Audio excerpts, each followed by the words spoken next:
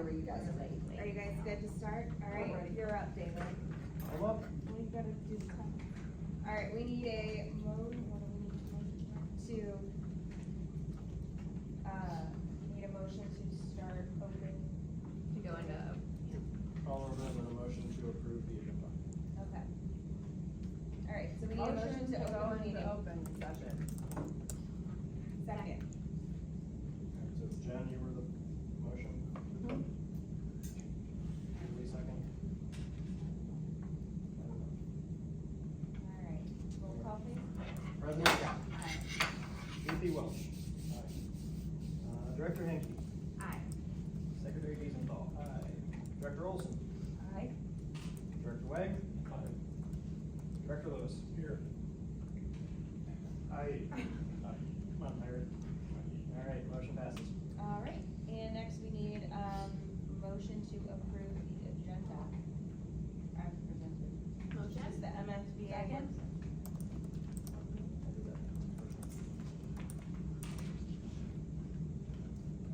Renee, that was you first. Yes. Jen for the second. All right. All right, President Scott. Aye. VP Welch. Director Henke. Aye. Secretary Wiesenthal. Aye. Director Olson. Aye. Director Wang. Aye. Director Lewis. Aye. Motion passes. All right. I think we're done. Okay, great. Thanks for having me, everybody. I think I've met all of you except Jeremy, been here before. So nice to meet you. My name is Lisa Nieder, and I'm out of the MSBA office in Columbia. Do these trainings. I was talking to Jody a lot when we were setting up, and had lots of little trainings this spring after the election. Lots of superintendents or board presidents called and said, hey, come do a refresher, come get our new board members kind of up to speed. You know, we don't know exactly when they're going to get their new board member training done. So a lot of people like these spring and early summer workshops. So thanks for having me, and also thanks for just continuing your ongoing professional development. Anytime we do one of these workshops, there's going to be some things you're like, you know that, but there's some things you're like, maybe we should rethink that, or maybe we have veered off course a little bit and we need a little refresher. So just always good to have, I think a yearly workshop is great, just to kind of keep you up to speed and remembering your roles, duties, and all the other things associated with board service. So I think just in doing that as a board, that's a very good sign. So good job. All right, so getting started, just a little kind of connector here. Let's go around and just say, what is your favorite summertime activity? Golf. Golf, excellent. Mine too. Go to the beach with the kids. Oh, nice. Do you go every year? No. Yeah. Yeah, I was gonna say nice. Just Big- travel. Travel, excellent. Do you have plans for this year? Couple. Where are you going? Where's one? Croatia, Italy, one trip. Oh, nice. Take me with you. Right up by Katie. Show me in her suitcase. Renee? I like going vacationing and anything with water. Camping. Camping, fine. You get a tent camper or a camper? A travel trailer. Nice. Glamping, I guess. Yeah, we decided, even my parents have a pop-up, and they set it up when I had some girls at their little cabin, and I slept in that. I could hardly even do the pop-up just with the wind blowing. I'm like, man, I thought I loved camping, but maybe I need it one level higher. Yeah, sorry, go ahead. No, you're good. I like golf, and then my kids swimming. Watch them swim. I would say traveling. Great. Great, excellent. Traveling. Yeah, do you have any trips planned for the summer? We are going to the Bahamas on our Disney cruise. Oh, fun. Very nice. Do your kids do, is it like a swim club, or is it just like a recreational swim? Recreation, we got a pool in our yard, so. All right, how about our administrator over here? I would say kids sports. Kids Still at that age. Would be travel and water. Yeah. Big trip plan? We do. We're gonna go to, DC, New York. Excellent. All right, thanks for sharing. Okay, so we got a little warm up here. If you would open your folder, there's a thought collector sheet in there where you can have an opportunity to write some things down when I have you reflect a little tonight. There should be a pen in your folder as well. So if you would take just a minute and answer these two questions, just quietly by yourself. What are some things in the past that have caused a meeting to be ineffective or inefficient? You may have had one of those from time to time. And then conversely, when a meeting has gone smoothly, what do you think has contributed to that? So just take a couple minutes and jot a few thoughts down.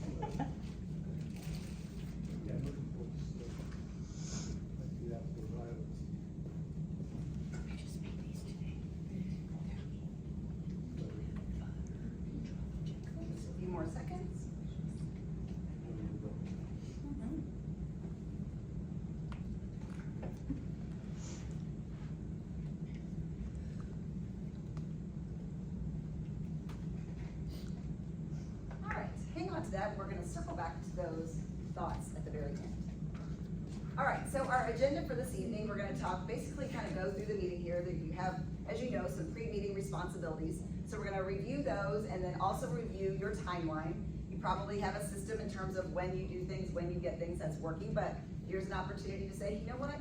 It would really be nice if we had an extra day or if we didn't have quite as long. So we're just gonna review your processes, make sure everybody's okay with them. We're gonna talk a little bit about governance level questions because that's always a good reminder for boards to remember to keep those questions at the governance level.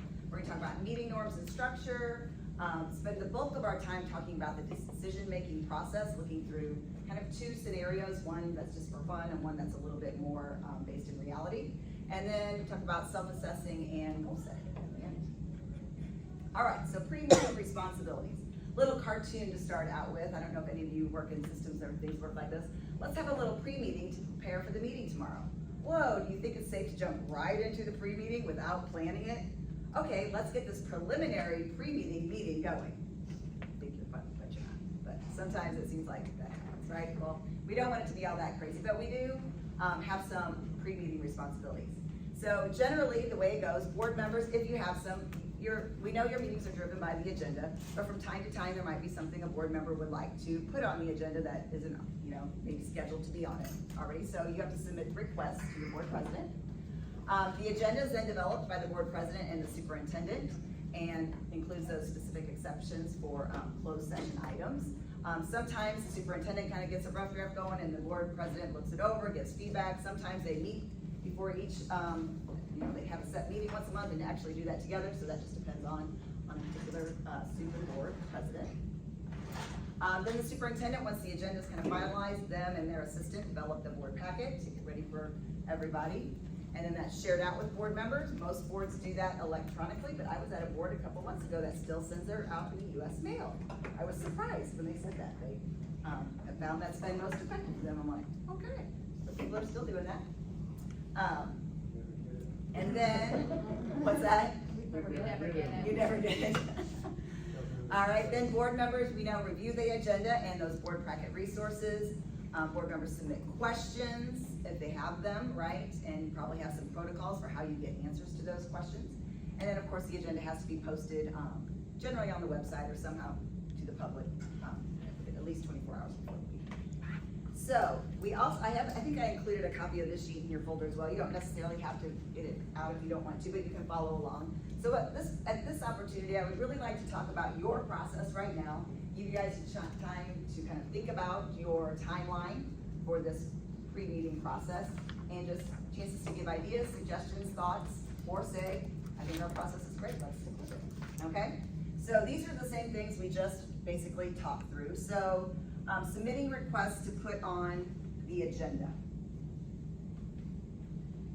As administrators or the board president, what is your kind of like deadline for when people need to notify you of that, for that to happen? So I will say that historically, and please, Jen and Renee, and if you think, or David, if something was different, I feel like, and I think David and I actually had this conversation, like, historically, we weren't really kind of sought out for our opinion topics, like, it was like the president and the super and like our stuff wasn't necessarily, and I think that's kind of where the board agenda items, like is that what it's called? Yep. Yeah, board agenda items on the bottom, like the last thing kind of came from. Me personally, I think it would be kind of nice to just get rid of that and just go to like if you have an agenda topic that you want, to email me like a week and a half, whatever, before to get it on there. Before what? Before the agenda setting meeting. Before the agenda setting. Or like, so I hope.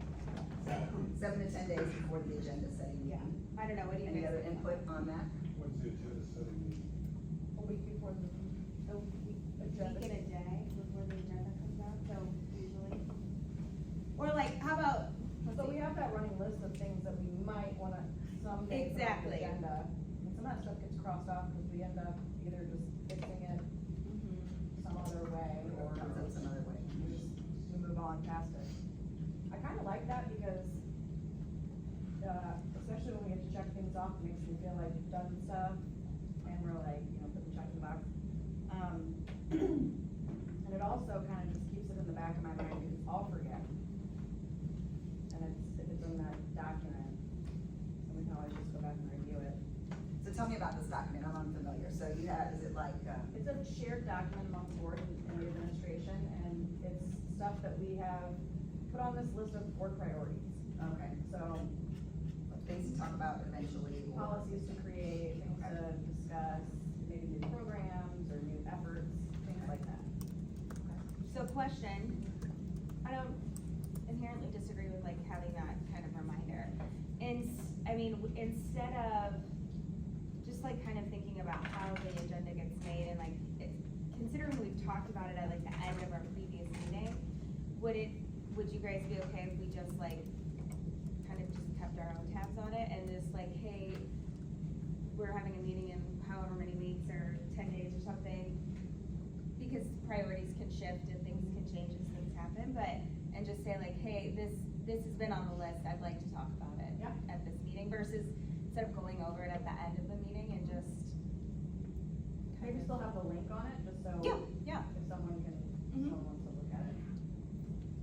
Okay, so we're thinking, we're putting this idea that something you wanna talk about on the shared doc, but when it comes to a point where a board member's like, I really would like to talk about this at the next meeting, then they should email you, is that what I'm hearing? Okay, so, Or even at the end of the meeting, you can bring it up and say, I'd like this on the next agenda. Right, yes, Okay. exactly. Or state.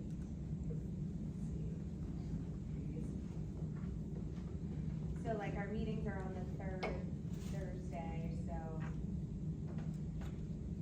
I would say, and so let's do, so you need, your agenda setting meeting is on, you said the previous, like, week. it's like 8 days before this? Yeah, Second Wednesday. yeah, I would say that, like, just for simplicity, it's like, second Wednesday. Okay. I don't wanna get like so technical, but like, just Right, just so easy that we clears have up that kind of yeah, notes. an expectation. Okay. And so you would want to know then that there is an item somebody wants on this next meeting, how many days before this agenda set? I think it's second Wednesday. I think Have it- second That's what I'm saying, like, just Yeah. make it the second Wednesday, that way we haven't had a deadline or anything. like Yeah. that. Isn't that the same day when you meet with? As long as it should be fine. Okay, That should be okay. fine. Okay, great. And then the superintendent develops the board packet, and then when is that shared? What is your typical protocol on when the board, you guys get the board? Friday packet? before the next Thursday's meeting. Okay. Friday before. Is it Friday or Thursday night? Friday. Right. Okay, and is that then, how do we feel about that? Is that okay to stick with that? I Almost a week ahead, right? Good. Sometimes, especially if there's like a packed weekend and it falls on the weekend before the board meeting, you only have really Monday to go over the entire packet and submit your questions before Tuesday. So I think if we had Thursday, it would be beneficial. Is there a reason? Takes that long. I think it's always been that way, but it definitely gives, if we're meeting on Wednesday, It doesn't like take we a met lot of Wednesday at turnaround. 3 today, so Yeah. it would be tighter. Right. There's been internal deadlines for administrators to get like personnel to us by Thursday, like, so everybody's supposed to have their stuff turned in by Thursday at noon. So then Joni and Catherine can make sure we're squared away, that's the draft, and make final publishes on Friday the 30th. I think the biggest issue we had, correct me if I'm wrong, guys, was the flooding of the addendum in the past. What? The flooding of the addendum in the past was really, Oh, because yeah. you wouldn't get an addendum until Yeah. Monday, and then you had no Yeah. time to review it, which is why I don't, if we've had many addendums, really, they're very minimal addendums for the intention of that, and if it is, it's definitely not something that would be like, there may be a last minute contract that comes in, but short of that, we don't really use our addendum anymore. We have a pretty tight deadline for our people if you don't submit any addendum. Some of the addendum stuff has been like hiring, like we were just talking about somebody. You wanna get it approved? Yeah, well, they didn't accept, we offered on a Thursday, they didn't accept till a Monday, but we needed to get it on the agenda.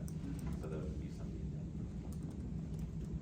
But for the most part, we tried to really stay away from. So, I'm hearing that an extra day would be nice, but taking away a day Not from if it causes all that. administration, I mean, so Friday, have a Friday before the meeting, or sooner, to your ability, right? Well, So like, and if you that's have what I was done gonna say, earlier. what if we say it's Friday, but if it's like a light agenda, or if it's something, we have all the information, I can tell Joni, can we get it out Thursday afternoon? We'll still stick with the deadline, but I can tell her, let's try to get it out a day sooner if possible.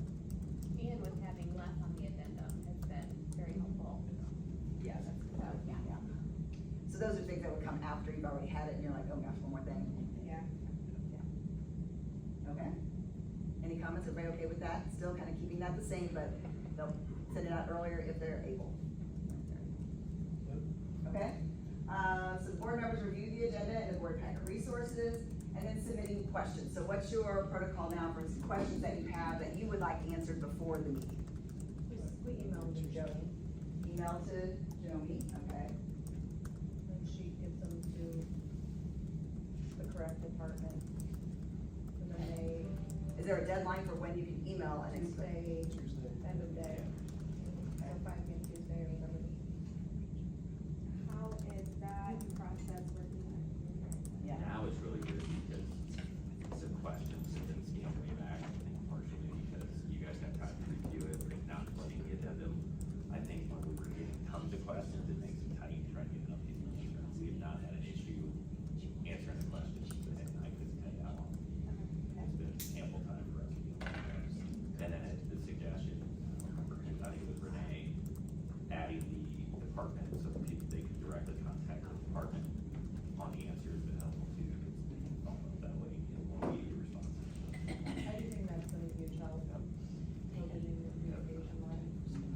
And do you get the response back to you individually, or are the responses collected and then pushed back out to all, or how does that process work? They're uploaded into Diligent under the board members section, so we can all see each other's answer, question and answer, so if we have the same question. It's kind of, Uploaded, answered, and diligent. Okay, what does everybody think? Any comments, suggestions? Everybody okay with that process? Yeah, it just all depends on what you have to read, how much time you need. Some months seems like it's a challenge to get through by Sunday night, other weeks it's pretty easy. one thing I would, I guess, request, if everybody's okay with it, is when the questions are answered, just put like a, from Katie, from Gary. Recently, On some of them. change to that, if it's not consistent, we can make sure it's not going. That's definitely the intent, but we'll double check. So you wanted to know who's answering? Yeah. I thought we'd already done that, but if we're missing, we'll find out.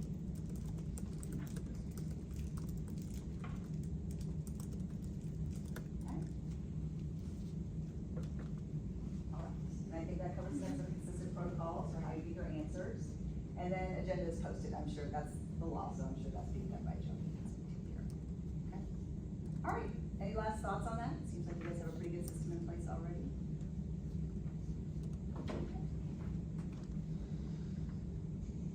All right. So once you get that packet, what do you need to do personally? Okay, we can kind of divide that into 4 categories: read, reflect, anticipate, and ask. And it sounds like you guys are doing that, so I'm gonna go through this pretty quickly. So reading the packet and all those supporting documents that come with it. Highlight and take notes. Sometimes it's good to kind of make some notes to yourself, especially if it's a big agenda. You might wanna write some things so you remember to ask later or in the meeting. Do you understand everything? What do you need to do to seek clarification? Sounds like you guys pretty much know who to ask in the district for different items. Anticipate, think about the agenda, anticipate questions that you should ask during the meeting. There might be some questions that you want to ask answered before, but there might be some you want to ask during the meeting, because that shows to the public that you're doing your due diligence on kind of monitoring and asking questions and so forth. So it's always good to think about those in advance, and again, make sure they're governance level, which we'll talk about shortly. And then also to anticipate how the community will respond to topics and how the board will address these possible questions. Because we know we have a very active community. By the fact that you have an audience here, a lot of board meetings, they never have any visitors, but you guys have always had visitors every time I've been here. So you have people who have interest in the community. So what are they gonna think about some of these items? Think about the people I represent, the community. What questions are they gonna have? and you might ask them on their behalf. And then writing those questions down so you're ready to go. Again, either submitting those for answers before the meeting or having them ready to go during the meeting. All right, so let's talk about these governance level questions. Governance level questions are higher level questions. You know that your job is not to do the day-to-day operations of the districts. You pay people to do that. But it is your job to oversee, to provide some guidance, some ideas, expectations, and so forth. So we want to make sure our questions kind of reflect that stance, that you're kind of overseeing things. So it allows you to monitor, still delegating authority to the superintendent and his staff, but keeps you out of the weeds, away from all those day-to-day operational type things. All right, so some examples. Let's say on the agenda is calendar adoption, okay? So a non-example, a question we would not suggest would be, can we get rid of all the PD days and just do a late start every Monday for PD? It's not a good governance level question. That's getting a little too in the weeds. But a better question would be, how does the district decide how much PD time is scheduled and then how it is allocated? That shows you're monitoring. You know there's professional development. You probably spend a good part, 1% at least, right, of your budget on it. So it's good that you're monitoring. So how do we determine how that's scheduled? What's after school hours, what's during school hours, and so forth, and how are those decisions made? So that's a perfectly acceptable board level question. Another example, let's say you are having to vote on some new math curriculum adoption, okay? So a non-example would be, does this curriculum include time tests for grades 1 through 3? Kids need to learn their math facts, okay? Obviously you have a concern about this, fine to have this concern, but a better way to ask this question that's a little less specific, how does this curriculum include a focus on fluency and skills as well as problem solving? Okay, so you can ask questions about the curriculum, what kind of focus does this curriculum have and so forth, but not getting so specific about it. You can leave that to the experts. Yes? So I feel challenged by your number 2 example. I mean, if we don't ask the question about grades, which are a hot topic in the community, who's gonna ask that so that everybody hears the same thing? Well, I guess you could still, okay, you could still say in the lower grades, do we have a focus on fluency and skills in the lower grades? So it's not so much the grades thing that was bad, it's are we having time test? Okay, because that's a really specific thing. And there are other ways besides that to have kids practice fluency and get their skills sharp and quick. So that's really more of the issues here versus the grades 1 through 3. So I think you could include the grades 1 through 3 down here if you wanted, I just didn't. Does that kind of answer your question? That's the answer. Okay. So could then we ask for examples of ways that fluency and skills are being, Yeah, because that's really what this says. How does it include? Like, how is that done? okay. And they might say, oh, there's a scheduled time test every week, or there is this kind of practice, or there is this type of activities that are built into the curriculum. So yeah, asking how that occurs is good. Okay, so a couple examples there. All right, so let's see what you think on these, yes or no. Let's say the assistant superintendent is reporting on student discipline data, like giving you data on referrals, suspensions, things like that. So can we have all of our staff undergo sensitivity training to decrease the amount of discipline referrals? You think that's governance level? Yes or no? Well, it isn't.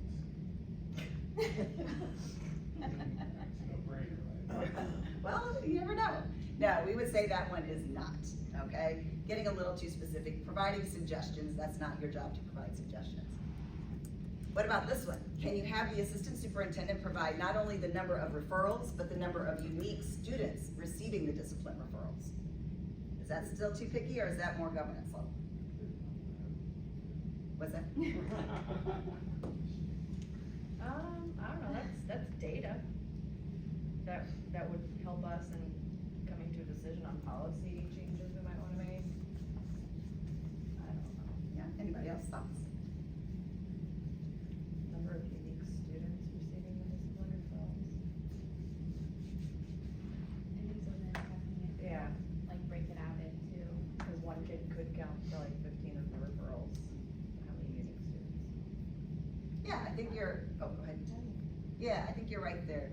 And what you said, Jim, is exactly right. Like, you make decisions on programs. If there's, some type of social emotional program that's gonna hopefully help with discipline. You make decisions, you make policy decisions. So yeah, that's a good one to know. You might be told that there were 500 referrals in first semester district-wide, but those 500 referrals, like you said, being committed by the same 10 students, or were there 400 students who each had 1 or 2 referrals? And that's 2 very different problems. So those are good questions to ask in terms of the decisions you might have to make on programs. So as I'm learning, let me ask, because that word unique is the one that keeps sticking in my mind. The example you're giving is not unique, it's individual.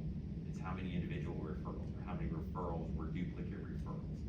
When you say unique, I'm gonna respond with, tell me what you mean by unique. Like, are we asking for their name? Like, well, or are you asking for personally identifiable information, like, are these sped related, or these race related, or these?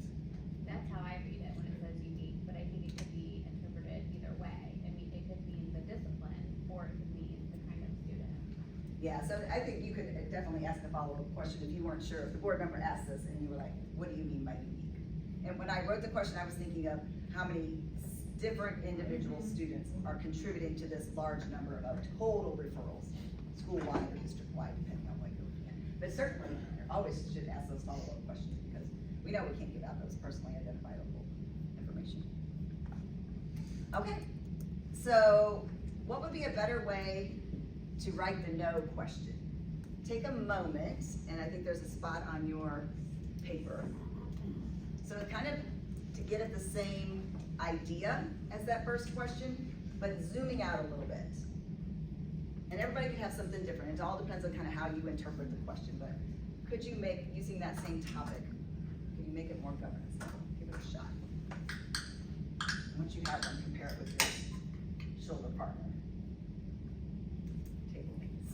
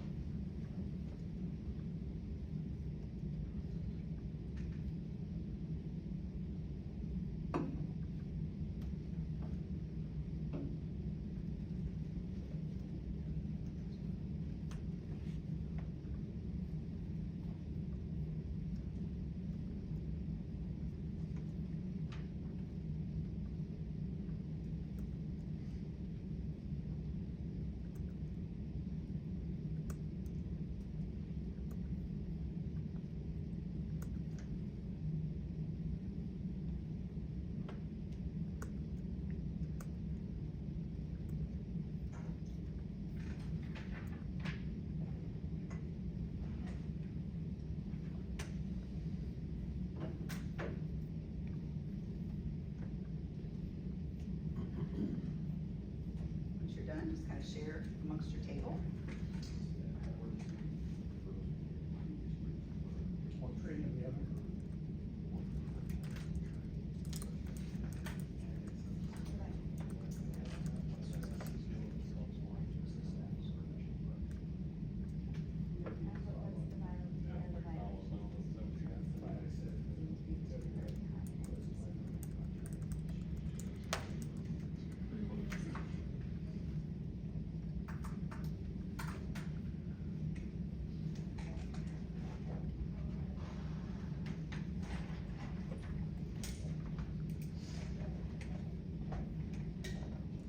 Why don't you share yours? I have, what strategies is the district exploring to assist staff in their professional growth? Okay. You're gonna be concerned in behavior management, things like that. Yep, I like it. How about one from this table? I didn't hear any of you guys, it's too quiet. I couldn't listen. So I'll share. So I have more look for data, percentages, numbers by building. So my question would be, what is the percentage of staff members that are trained to handle discipline referrals, or how are referrals handled? Okay, okay, so just getting more detail in the training that goes into it. Okay. All right, excellent, good job. Let's do another one. So let's say on the agenda is a student transportation contract, the purchase of an activities bus. I don't know if you guys have activities buses here. An activities bus, like in Columbia, at the middle school level, they get out at 2:30 and then they have practices, and so the bus actually takes kids who stayed after for like sports practice or club home. It's like a second round of bus transportation. So, anyway, so the question a board member might ask when asked to vote on this: what is the predicted life of an electric school bus versus a diesel school bus? Is that a board level or governance level question, or is that getting too picky? What do you think?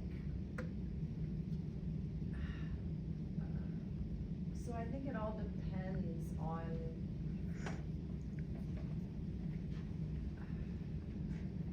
I say this, but I'm not insinuating that there wouldn't be trust if you ask this question, but I think it all depends on the board or that board member's,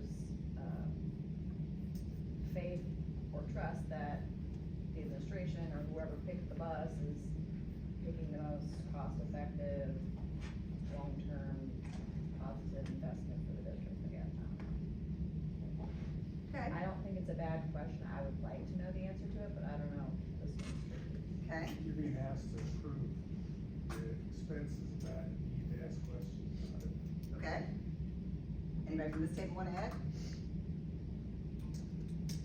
I agree with David. I think it's, you know, if we're being asked to approve this contract, I think All that's the okay, answer. it's all Yeah, fair. like, what was the decision-making process for Why are we picking one of these? Yes, I would agree with you. This is a good question if they're contemplating buying electric when you've always had diesel, or, you know, you can ask questions. What is the life? You know, maybe what is the cost, you know, the return on investment if one is more expensive than the other, you know, buying gas versus maybe a higher cost up front. You know, so those are good questions to ask. You oversee the budget and expenses, so it's a good board question. What about this one? Let's say you are contracting with student transportation to take field trips to Edward Jones downtown. So is this a good question? Why are we busing all fourth graders to the Edward Jones building downtown? Can't the Edward Jones people come here? Can we get some clarification on this example? What are they going to Edward Jones for? Like, I would argue with that. I'm saying Why like, does it matter? it would be a legitimate question if it was like one person that they were going to see present and they were only presenting to our students. Why wouldn't that one person just come here instead of busing all our kids 45 minutes away? I know. I think it's very. Is that all? We gotta, I'm It's sorry. micromanaging, but I think it's a good question. But I think maybe the administration would already say what it is though. They would already like tell us what the event is or all that other stuff. Okay. Anybody else wanna add? This side of the table's been kind of quiet. Jeremy, thoughts? You know, to me, it's like, why are we busing all fourth graders? Like, I'm not in the schools, I'm not the principal, I don't know why. Is it like all fourth graders go to that trip? Like, I don't know those things. And so I would say if something came up or some of the patrons said something to me, you know, maybe I go into it, but I don't know. That to me just seems like, I don't even know what a good, like if they told me an answer, I don't even know if it's a good answer or not, because I don't have any reference point to make it, you know, so I think sometimes you just gotta trust, but, you know, if there is blowback or something, then I think kind of look into it a little more. Okay. But That's not the I think question you said- I would ask on that anyway. And I'd be more concerned about, tell me about safety of taking that many kids downtown. Okay. Well, I would agree, this is a no, based on kind of what Jeremy said. It is micromanaging a little bit, but I think what you guys are getting at is you're already doing the next part, like, how would you rewrite this to make this more of a governance level question? So take a minute and just think about that, because you've already said some of the pieces of it, I believe. It is getting a little micromanaged. You gotta trust that people have a reasoning. I mean, you don't wanna load up all your fourth graders on buses and drive them unless there's a, well, I'm trying to get to the next answer. So, go ahead and do this first. What would be a more governance level question about this agenda item, field trips to Edward Jones?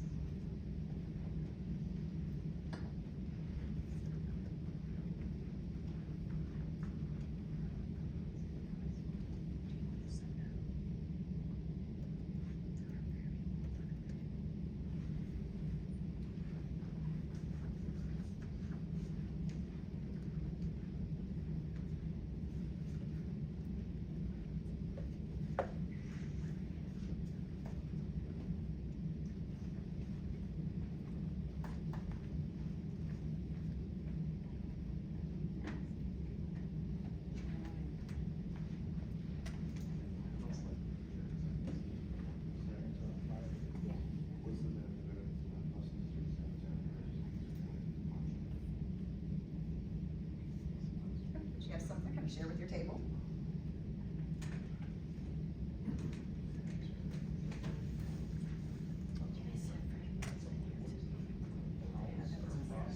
Question, but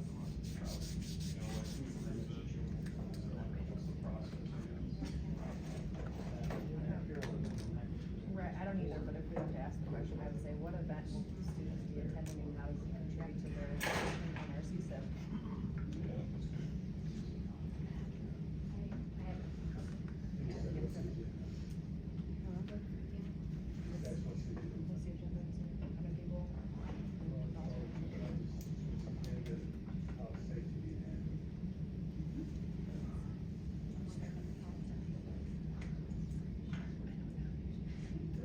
Some things that we're spending money on. Yeah. Okay, Renee, say what you said, I think you had a good one. I said, what is the cost benefit to busing students versus having Edward Jones come to our students? Yeah, and I think that was similar to what you worded a little differently. What was yours? Sorry, Dr. Mel. Oh, so what is the benefit of busing students downtown versus walking? Yeah, so just like, kind of asking that governance level, what kind of benefits are we seeing? Somebody even, I think, mentioned, how is it tied to the curriculum? I thought I heard that, was that you? Educational value. Yeah, what's the educational value, you know, those are good, just kind of up here more, we don't need to know all the details. David, you mentioned something, asking a question about safety. I think you should be able to trust that your administration at the building level or, you know, whatever classes might be, you know, business level or whatever, they're gonna take safety into account. I mean, safety is always a very high priority for administrators. They have protocols when they take them and so forth. So I think we gotta have some level of trust in there unless maybe there's been a reason. It's not a question of trust, it's for all the parents who are watching, that don't know, like, oh, we're going to fourth grade, going there. Let me, in one fell swoop, give comfort and it's being taken care of. Sometimes I ask questions, not, quite honestly, I don't really, it's not a priority for me because I don't have kids here, but I try to ask questions that parents would like to have answered. Okay, Like I think what? in this situation too, like all the fourth graders' parents are gonna know about this trip and they're gonna have the opportunity to email the teacher or the principal. And so I don't know that you have to step in this situation to ask those questions for all involved because it is more of a operational level type decision. What about, something like along the lines of security, like, will the St. Louis City Police Department have extra detail around the dome and on the path that they have to take from the parking lot into the dome, that sort of?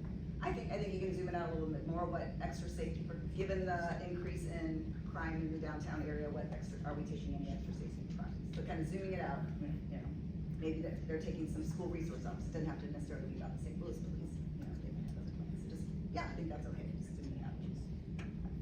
Alright, good But job. where does that, okay, cause I'm gonna ask, where does that stop? Because ultimately, to me, the question Jeremy asked is the right one.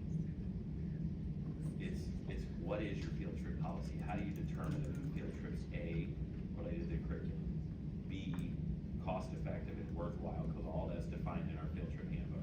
Like before it's approved, that building administrator has to go through and answer these questions. So whoever's requesting it has to fill out a form. They have to say, here's how it's related to the curriculum. They have to say, here's the safety side of it. So if we have a 1:15 ratio, a 1:20 ratio of adult to student, you have to have that. And so when that building principal's saying all fourth graders are going, then they recognize now I'm gonna have to have probably double the amount of fourth grade teachers. Do I have the staff to provide that adequate safety? The answer is no, I can't take that field trip. So I think in that fell swoop, now we're answering a question that answers any field trip questions coming forward. Then I think if we know that, then the specific questions can be asked a little bit differently. But then I would also caution, like, are we gonna ask that same question about the zoo? Well, and that's Are we why. gonna ask that anywhere we go? And the answer's gonna be, I'm gonna tell you right now, the St. Louis PD or no local police department is gonna provide additional support when kids come downtown. They don't do that. The expectation is that you provide your safety. You provide, like, you may have parent volunteers, but it's like at the zoo, depending on a grade level, it's gonna be like a 1:10 or a 1:15 ratio. Doesn't the zoo have? The zoo has their basic security people, but they don't add additional because Wentzville School District's going. No, but they usually have a bunch of people there all the time. They have their own security, however they work that would be what I would answer, like, the security they have there is there, they will not provide additional security. So I guess the reason So I it goes thought to a that chaperone side. for the dome is because they only have security when there's something going on in the dome. Correct. So kids being there would be something going on. And then the other question is, our officers wouldn't have jurisdiction there, our SROs. So I use a good example.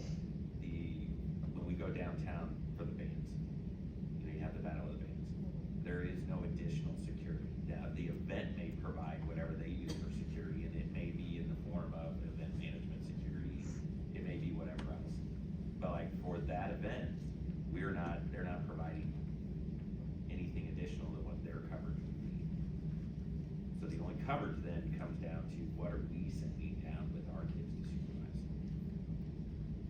So just, I think that's kind of, this is a good one to talk about, like just in general, because I don't know that everybody understands how those trips work, which is why you tell administrators you can be very selective on how you're doing this.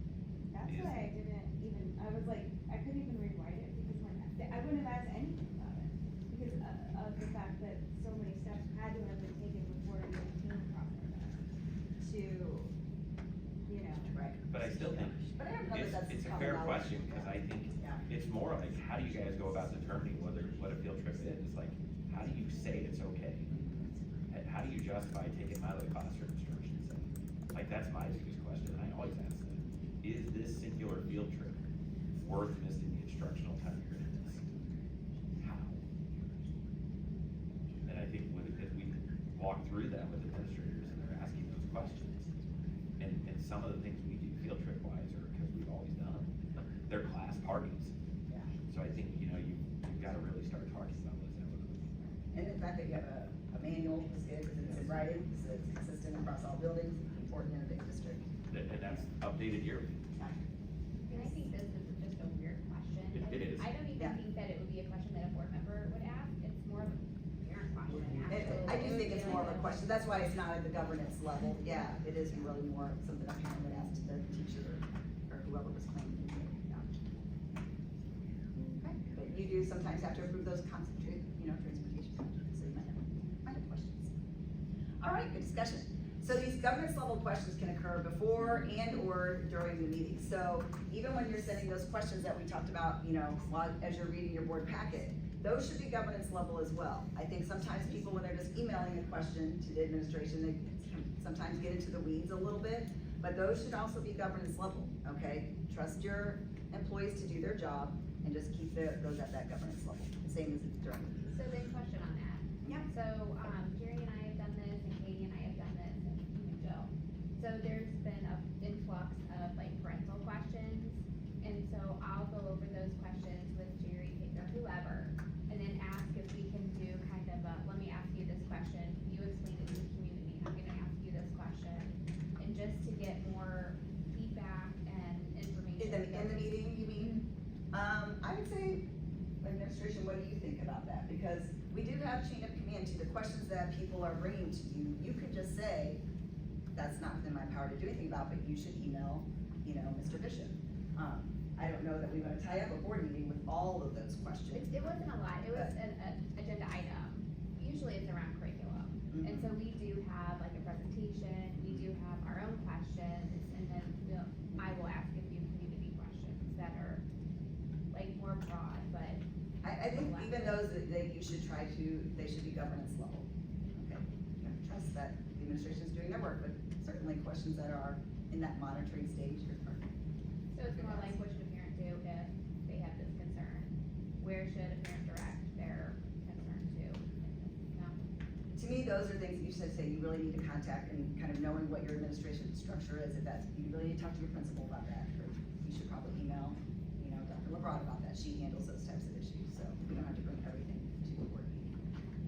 So what would you suggest in terms of like, if things are going down a way where we are not asking these governance level questions and instead getting into the weeds of probably where we shouldn't be, getting us back?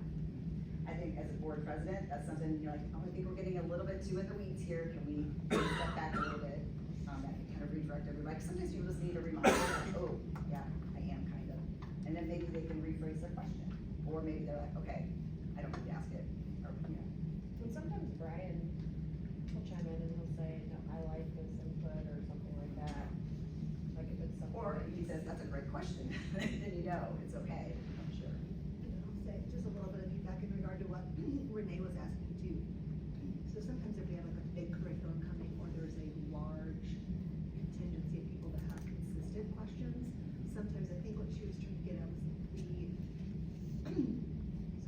have pre-discussion about those questions, and then, hey, this may come up as more of a governance question in the board meeting. So just FYI, be prepared that may be a question we have in regard to the curriculum and the decision making that we have. Like it may be how are we assessing fluency at the primary grade levels? And Renee talked about it beforehand and we provided her that answer, but then I would say in those instances when it's a governance question, like kind of the ones we modeled, that's helpful because then it's providing key communication to people who have those questions. When it's asked at the governance level, and I think especially helpful, when we discuss those ahead of time and we're prepared to have all the responses to. Yeah, but then if you have a curriculum coordinator, whoever is making that final presentation, maybe make sure that they get those ones. Or even reference it in the presentation, like, hey, I know that there were some questions regarding blah, blah, blah. Okay. All right, next, meeting norms and structure. So maintaining meeting structure, a lot of this does fall on the board president, but of course, everybody has to, plays into how the board meeting runs.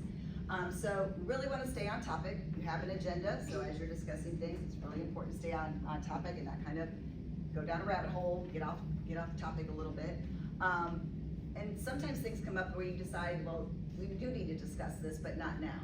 Okay, so that might be the board president saying, okay, we're getting a little off topic here, but that's a really good point that you make. We can maybe discuss this at a future meeting, and then you maybe say Joni, hey, write this down. We need to include this on a future agenda item. So it's kind of up to the board president to kind of nip things in the bud when things are going awry, to keep you on task. Okay. Trying to avoid repetitive comments. I don't know if this is an issue with this board, but different boards I've watched, people go around and they're just kind of saying the same thing over and over in a different way. So really try to just say it once, say it well.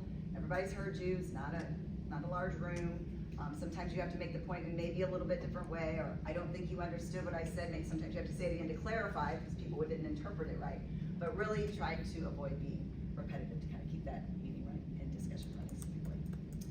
Also encouraging everybody to participate and engage. Again, if you've got somebody who's maybe not quiet and doesn't speak up as much, really kind of creating that inclusive atmosphere, even saying, Jeremy, you've been quiet on this topic. Do you have anything to add?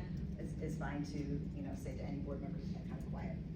Celebrate open and respectful dialogue. I think that's good too with the board president or even the administration at the end of a meeting where maybe some really tough things were discussed, but it went really well. It was very respectful, saying, hey, nice job, you guys. This was a good meeting tonight. We talked about some tough stuff, but we did a good job. Avoid interrupting. Some people really have an issue with this, so if you're one of those people, you just have to really check yourself. I think when somebody is interrupted, it's fine to say, can you please let me finish? Kind of put in your hand up, please let me finish, and kind of acknowledge, I'm sorry, I interrupted. Sometimes we just get passionate, right? And we want to speak up when things first pop in our minds, trying to avoid that. This is a cute little cartoon from Calvin and Hobbes. When a person pauses in mid-sentence to choose a word, that's the best time to jump in and change the subject. It's like an interception in football. You grab the other guy's idea and run the opposite way with it. Sometimes I've seen this actually in meetings a lot, just even in my own organization. Some people are just like slower talkers and processors, and they pause a minute, and then somebody's in there like, taking over their words, and I just always feel bad for those people. So giving people the time to finish their thought is nice. You can consider discussion techniques like round robin if needed. I'm going to explain what this is just so you kind of have it in your back pocket if you ever want to use it. I watched a couple of clips of your meetings, and I don't think you use it. You just kind of go around and people talk when they want to talk. It seems like it's working fine for you, but this is a technique for boards that struggle to get everybody an equal chance to talk. So what that looks like, kind of usually the vice president keeps track of who's spoken, and usually the president kind of enforces the order of talking, and the maker of the motion, whoever makes the motion, then is seconded, and that maker of the motion gets to start the discussion. And so really you're just going around in a circle. So if Brad made the motion on whatever, David seconded it, then he would get to first say, this is what I think about it, and then when he's done, you would go to the next person, you get to say it, you just go around the circle. And the board president is always reserved for last, because the board president then decides, do we need to go around again? Does it seem like people are like kind of giving me the look like I have more to say? Then you can go around again. People can pass. Some people might say something once or never and just or not have more to say, so you can always pass. But then the board president kind of makes the decision like, I think we've wrapped this up. They give their final thoughts, and then you can proceed to the vote. Okay, so that's kind of how round robin works. If you have windy people, sometimes some boards use a timer. Just gives like 1 minute to each board member and has somebody kind of keeping track of the time. So those are just options you have if they're ever needed. Okay, I've really only seen 2 boards use this, but they needed to because things were just getting crazy. Okay, and it worked for them. It kind of helped them organize. Any questions about that at all? Okay. So we can kind of practice it just for fun. So, the board president is always the enforcer of the order and organization. So, you know, kind of saying those words like, and this is even if you're not using round robin, I know you have a lot to say on this issue, but I'm sure you want to give others a chance to share as well. So those are kind of nice ways to get people to kind of stop talking. All right, so what restaurant should cater our next board meeting and why? So I'll let anybody who wants to make a motion to make a motion. I motion the next board meeting is catered by Olive Garden. Okay, do we have a second? I'll second that, you read my mind. Okay, then Jen, you get to go first and tell why you think we should cater. Because cater that. Olive Garden has the best Alfredo sauce that you can put on their chicken parmesan without the red sauce, because it's gross. And then you can do breadsticks and that's all of it. Salad and breadsticks, case closed. I would prefer an independent. More barbecue. Yeah. More barbecue. I want a no-meat option.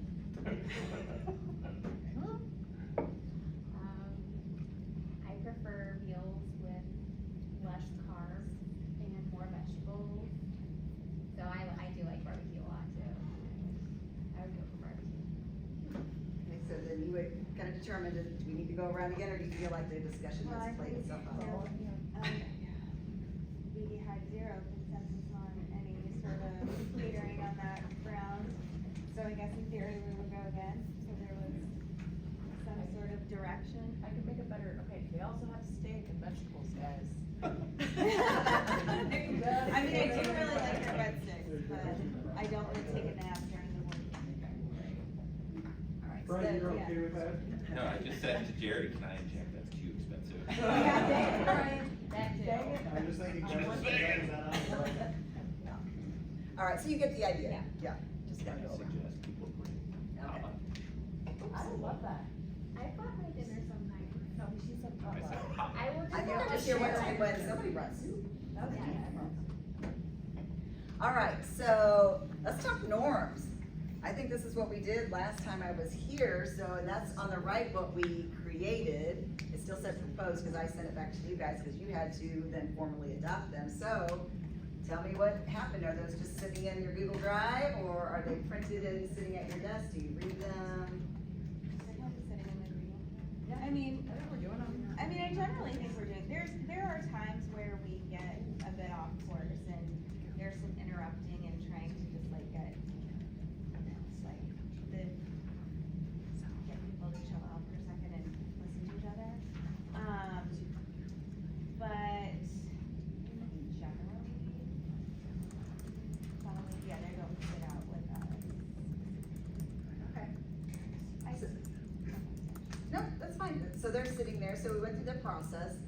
I guess just know that they're there, because know that, like, if you look at, number 3, one of your norms is to follow agenda and stay on topic. So we kind of gave you a sentence you used earlier, like, I know you really have a lot to say on this, but we need to move on. But an alternative to that, we say, let's remember norm number 3, we need to follow our agenda and stay on topic. So that's another tool for the board president to use to kind of help people. So, One thing, and maybe it's kind of maybe under number 6 a little bit, but about, like, historically in years past, even since I'm on my 4th year now, and like every year, to some extent, there's been some like, I don't wanna say like distrust of the president, or like that they're trying to do their own thing and like exclude the other members out from like getting their voices heard in terms of like agenda setting and like speaking with administration and things like that. I don't want it to be like that, and I hope people don't see me like that, but I also want to just function well in terms of a board and like the board directive versus individual board members. And I feel like there was a big shift towards like, for a while, like individual board members, like, you know, I want this, or can you get that for me? And it was necessary, I think, for some period of time. But I think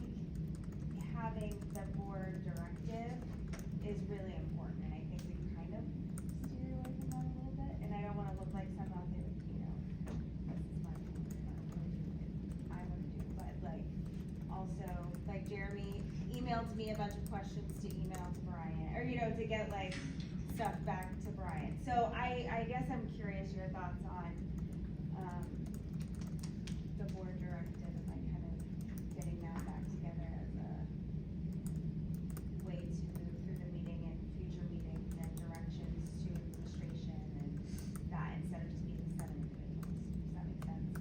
I don't quite understand your question. So you're really talking about collective authority, how you all work Yes. together. You don't have individual authority, but you have this authority as a board with your vote.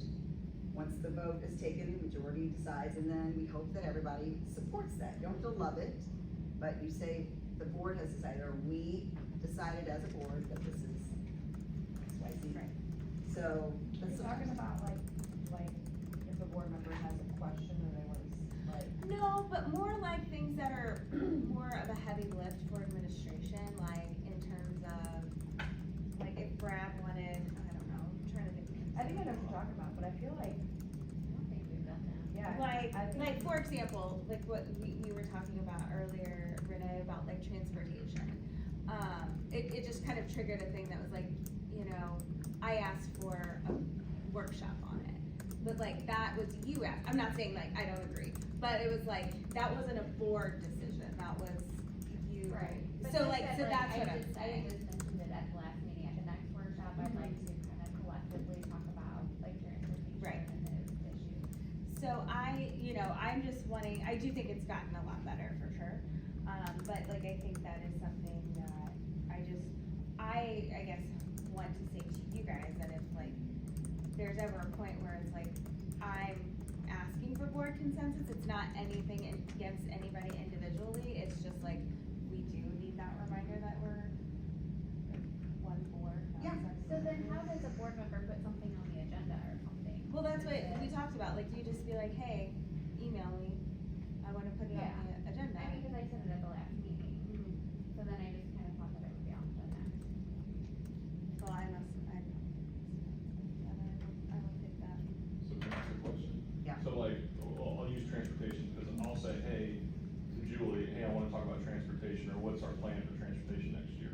But if it's just me who wants that, how does that work? I just send it to the board president, and then she decides if it's like the board wants to say this to Brian? Yeah, that kind of power, so it kind of does lie with the board president. And so it's kind of her judgment if she feels like, I don't know if the whole board wants That's just this. Jeremy She saying can it. bring it up and say like, okay, board, I would really like us to vote on this before we, put it on the agenda. And if the board, as the majority wants to talk about it, then yeah, it should be, then it has to be put on. Okay. But she does kind of have that, like, Jeremy, nobody else wants to talk about this. Gotcha. And you might say, well, I didn't think they do, let's take a vote, or you might say, like, okay, you're probably right. Yeah, So- exactly, I didn't, if we were kind of talking about that, again, I didn't want it to look like it was me making all the decisions about, like, just because I'm on some power trip or something. But like, that truly, like, running an efficient meeting and like, board overall is important to me, so I just wanna make sure, and like, that our relationship between administration and the board is good, and like, as productive as possible, to just make sure we were doing everything that we could be. Yeah, and you have a partner here Yeah, too, so yeah. if Jeremy, makes a request, we're like, Brian, let's talk about this, do you think this is something the whole board, he's gonna give you his opinion on that, he might say, I really think you should ask the whole board before we go down this path. Julie, I would say that that's the thorn hat you wear, you chose to wear.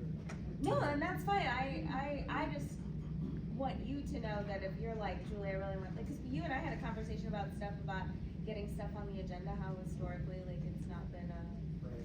super inclusive process. One side of the house, Lisa said that it's, everything's board. On the other side of the house, she said, well, Julie decides and that's it.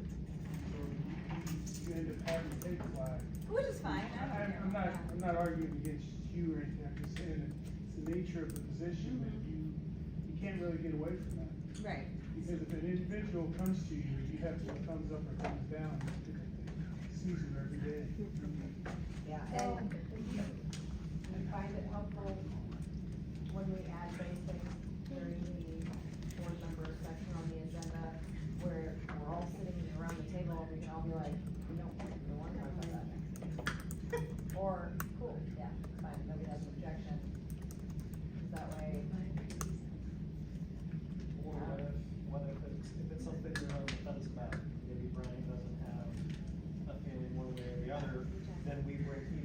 reach out to all of us, hey, give me your individual thoughts on this, or if it's something we're looking at the next meeting, bringing up the board comments at the end, hey, what do we think? Thumbs up, thumbs down, is this something we wanna put on the next one? Kind of And, yeah, I like that kind of informal straw poll, almost talking about it. And also, you should know that as a board member, if you make an agenda request, you should get a valid reason. And that's one of the, if you've ever taken our board self-evaluation, like board members, when, when agenda item requests are denied, you are given a reason. You should be given a reason. Like, it might be if you're talking about transportation, maybe you have a board calendar where you always discuss transportation in depth in the December meeting. And so that would be the reason. We're not gonna put that on next month's meeting because December is reserved for a full report from transportation, save your questions for that. So that's being more efficient, like not talking about talking about everything at every meeting. Like the board, I'm sure, or the administration has a calendar when they, review specific programs. Well, like June is, we do go over, we have to approve the transportation, so it would be a perfect time. So then that would be a good time for a. Transportation, even further. So keeping that in mind too, is there a calendar, published calendar on when certain things are discussed programs? So that's always good to look at. Public That figures question. would want, but it says when program updates occur. We're done. We put it out in, we share it each summer, I think we do it in July. You know what? Can we add that, well, that was the right time to ask this, can we add that to the bottom in our report card? Like the schedule, Yeah, I think that's at the bottom of our, like the upcoming with our other. presentations, yeah, I think so.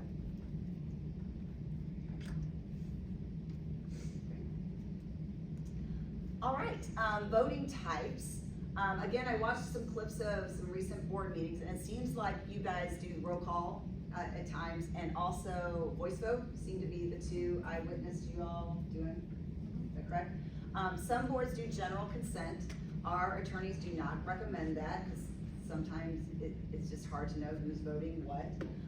As one of the guys I work with, another trainer, he used to be a superintendent in a small district, and he said they voted by consent all the time, but it was always on things that were kind of what he considered no-brainers, like they were discussing going to a 4-day, I said, give me an example. He's like, well, we were discussing going to a 4-day school week. And at a meeting, I just said, well, they were worried about like support staff only working 4 days a week versus 5 and how that would affect salaries and stuff. He's like, well, do you want me to collect data from all the neighboring districts on 4-day weeks and how they pay their support staff, their hourly staff? And he said it was by consent. They all were like, yeah. So that was like a vote by consensus, okay? Because they're like, yeah, we want data to help make this decision. So So it it's like can't, an informal vote. it's very informal, yeah, usually on stuff that, like I said, are no-brainer, like, yeah, we need that information if we wanna talk more about this. So, so it can be done, but again, our attorneys are like, it's not recommended, because when you get closer to that line where you really need more clear, like, these people want it and these people don't, we need to make that easier to see the difference. Voice votes, sometimes they're difficult for the secretary, like, the secretary has to record, motion passed 5-2, motion passed 4-3, and sometimes that's hard if, with a voice vote, if everybody's saying it at the same time, all in favor, So just keep that in mind, depends on your secretary, that's sometimes tough. Show of hands is easier, because that's a visual, the secretary can look up and count how many hands are up or not up, and then of course the roll call is very clear. So, do you guys have clear processes on when you use each type outside of the legally required? Like to go to closed session, you need a roll call, to Yeah, vote in closed I session. should be better about knowing those. I have my Robert's rules. I think we just do voice vote unless someone either requests Requests roll roll call. call, or if it's like a policy, we'll do roll call. Or if it was, we were unsure who, then we'll just. You'll vote again with the Yeah, roll call? with the roll call. Okay, so if it's difficult for the secretary to stand, you just vote. Yeah, we'll just do Okay. a roll call. And I think the agenda even says on it, like, roll call required, or. So I mean, Yeah, their secretary's gonna be good about telling you when it's required. Some districts do it for all things, and I think that just drags these out a little bit, so I don't think that's necessary, but, just having some protocols and then making sure that's included when you have new board members, they might be like, why, sometimes we do it this way, and sometimes we do it other ways, so I think that's a good thing to do. To maybe put in writing when you're gonna use certain types, and have it in your onboarding materials. That's something both President, Soup, and, Board Secretary work on. Okay. All right, so now let's talk about the decision-making process.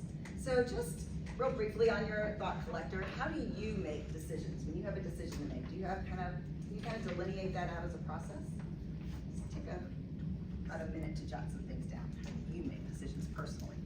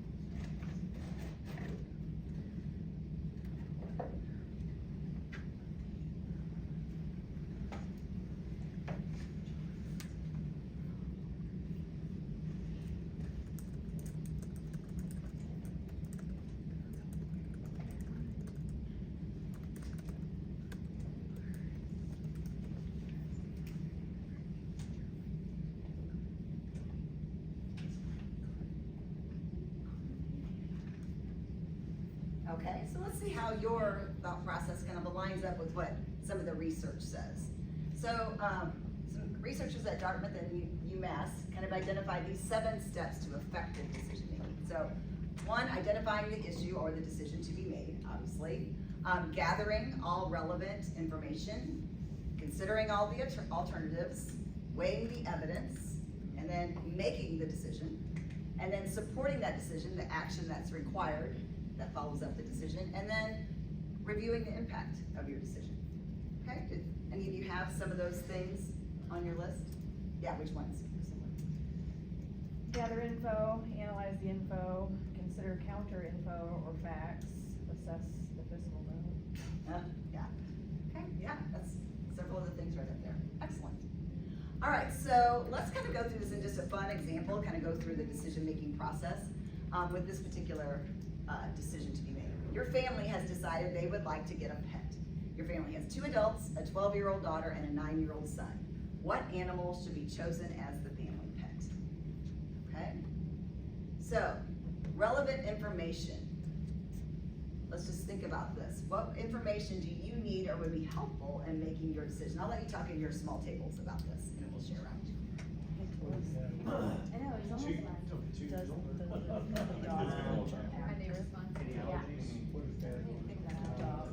I'm sorry, the daughter. Glad we hear one. If not, let's get back. I was like, when I hired my cat to take my problem with it. For how many years? Who's my husband? Yeah, allergies, who's gonna, Who we put that to? yeah. How, What am I doing? I was thinking, yeah, right now, it's- exactly. We went with that last week. Does the neighbors have any? 20 minutes. Yeah. But we started Okay, let's just go around a couple times and see what information you guys thought would be helpful. Let's start right here and we'll go around the circle. Age Brad. kids. Oh, Sorry. Yeah. Allergies. Do we have any allergies? What kind of allergies? All right, then Jeremy? Age kids. Age Are they kids. allowed? Yeah, okay. David? What does Dad want? What is that I one? mean, him and Mom are gonna, if they're both, they're the ones that are gonna get the lion's share of the cost, expense, everything else, so. Okay. Cost, expense, that's all information to be needed as well, yeah? How responsible the children are. How responsible are these children? Yeah, Jen?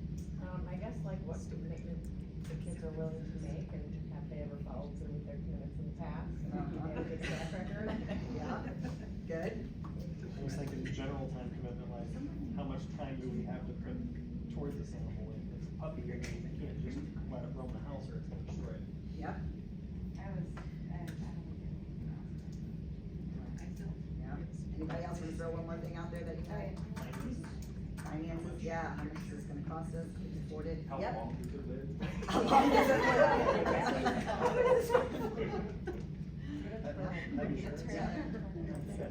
Yep, so I can tell you, empty nester at home, taking care of the dog, the girls are all gone, right? So, it's fine.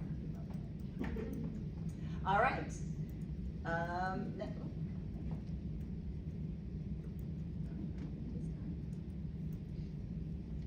Okay, oh, there we go. All right, so identify the alternatives. So the purpose of this, we're just gonna settle between cat or dog. Obviously, we could do the whole lizard and, you know, iguana, snake, whatever, but for the purpose of this, we're just gonna choose between the typical cat or dog. All right, so weighing the evidence, we have to consider each proposed option, evaluate how well each one addresses our issues that we just identified earlier. We might need to ask questions. We might need to imagine what each option would be like if implemented. Sometimes we like, you know, forget about that. Like, we really have to imagine what's this gonna be like. We have to listen to each other and consider each other's perspectives. We gotta discuss it and then move forward with our recommended options or articulate additional information necessary. So this is like general, but so we're gonna kind of apply our dog-cat situation to this. These two are the biggest, I think, for boards when you're making decisions, right? You really need to listen to each other's perspectives because you want to make the best decision possible. So you need to consider, you've got 7 brains here to put together. 7 is definitely more strong than 1. So we want to listen and then we want to have a good discussion so that we can try to get all the information out there and then of course kind of convince people what we think is best. All right, so we kind of divide this. Researchers kind of divide the discussion part into these 3 parts: dialogue, deliberation, and debate. Dialogue is just, you know, you've got different experiences, putting your thoughts out there, not trying to sway anybody yet, just putting your thoughts out there on what you think about the situation. Then you deliberate. You're really trying to, you know, like put the pros and cons out there, think of each side of the situation, getting closer to making a decision on what you feel is best, kind of leaning one way or the other. And then it's the debate. It's that I think this situation, this is what I want to go with, and now I've got to try to convince everybody else that this is the way we should go. So trying to be more persuasive, advocating for a particular stance or vote. All right, so for example, in the dialogue, you're sharing more of your thoughts and feelings. So here's what I think, here's what I believe, or what concerns me about this is, etc. Then the deliberation part, you know, that's where you're kind of throwing it out there. The benefits of this are, if we do this, this is what's going to happen. But here's some consequences, you know, if you're trying to argue in that against something, these are the consequences we need to consider.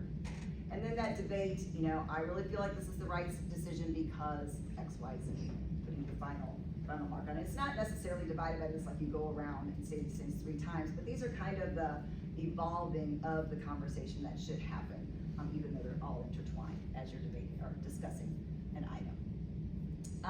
We also want to encourage active listening. We know we listen with more than just our ears, so really paying attention, keeping an open mind. That's sometimes the hardest thing because you know you've got the packet beforehand, you've got a few days to think about things.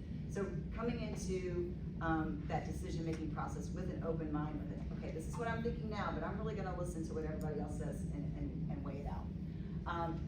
If you're not sure about something, what somebody's saying, paraphrasing it, just think, is this what you're saying? You know, if you're not quite sure, asking for clarification and then summarizing when needed. The Chinese have this symbol for listening, which kind of shows that it's a multifaceted process. So you've got the ears to hear in orange, the eyes to see in turquoise, the mind to think in gray, the heart is in yellows, that's the feel, and then that blue is the undivided attention to focus on it. So we want that active listening. This is another sheet that's in your folder. If you would just pull it out real quick. I know it's kind of hard to read. I look for a less blurry copy, but just gonna take, there's a lot on it, so just take a little look. And is there anything on there, any phrase you're like, oh, I've never thought about saying that? Just kind of, I'm just gonna give you about 30 seconds and maybe circle a few things and be like, oh, that's a good sentence stem to use. I might try to see. It's too small, I'm sorry.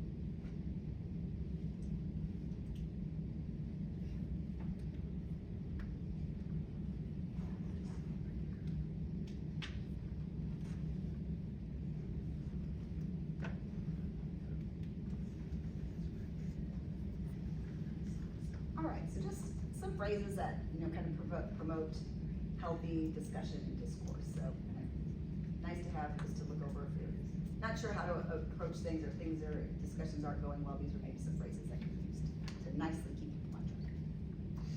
All right, let's practice now. So we're gonna have a discussion over cat versus dog. So I'm just gonna number you off. Brad, 1, 2, David, you're 1, 2, 1, 2, 1. So if you're a 1, you're gonna be team cat, and if you're 2, you're gonna be team dog, okay? So we need somebody to make a motion. You can make a motion, whoever wants to step up, make a motion for either getting the family cat or getting the family dog. And then I would like you just to have a discussion like you would, somebody should second it, and have a discussion like you would in a meeting, using maybe some of the phrases you just read on your paper. If it gets heated, it will, but we'll begin. So who would like to make a motion? I'll make a motion that the family gets a team dog, or gets a family dog. Second. Okay, so we have a motion on the table. Any discussion? Now remember who, You're on team cat. Remember where you came from. Do you wanna switch? Let's switch. Do you wanna switch? I'll play cat role. so you're going, so you're based, if you're team cat, you're going against his motion, right? Well, So. I'm just, yeah, I was gonna try to get started, but now No, Oh, sorry. Oh, I can start. You clapped for the dog. Oh, that's right. If we're doing round robin, David, since he made the motion, he would start it off. Alright, start it off. Alright, I'll start it off. Alright, we need a team dog because they are very, they're a great companion. You can take them for walks, and it can teach responsibility and not totally destroy the house. You ever had a puppy? Quiet. Alright. So that was a little sarcastic, so is that the best tone?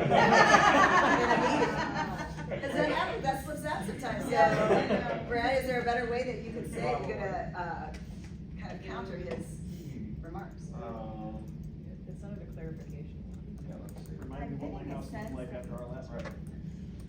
I'm not sure I I completely wonder if you have the understand. information to make a good decision. There we go.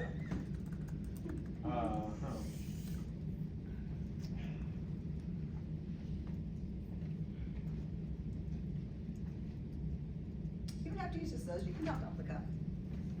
Why should we have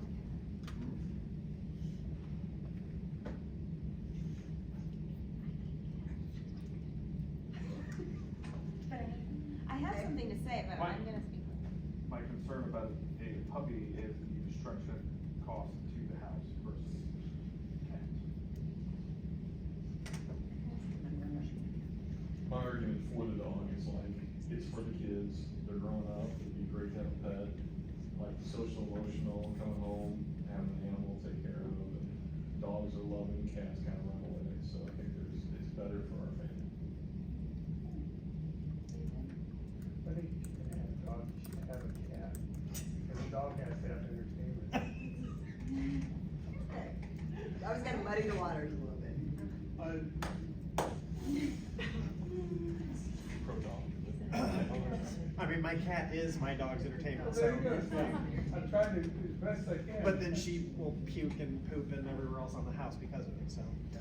The cat or the dog? The cat does it as a, she does it as a, it's 100%, she does it as a response because she hates the dog chasing her. It gets 100%. really exciting. She has trauma. No, she's beyond. Okay, let's bring it back together. That's what we're supposed to say. Oh, yeah, let's start, okay. How is Hard that, issues. okay, I understand that you have a lot of feelings, but it's Renee's turn to talk. It's gonna be hard because I'm a cat person. Dogs are great because they poop outside. I don't know what else to say. They don't throw up like cats do. As much as I love dogs, I think a cat is very therapeutic for, everybody. Small children, big children, grown-up people, don't be one that runs away. They live longer than dogs, so. And you can leave them alone at home for a long weekend, and you don't have to babysit them. They like to be alone. So they're less, high maintenance. seeing some pros and cons in her. Yeah, I also would say that, you know, based on the time constraints that we're under, that a cat would probably be easier to fit into the time versus training a dog. Anybody else? Are you ready to vote?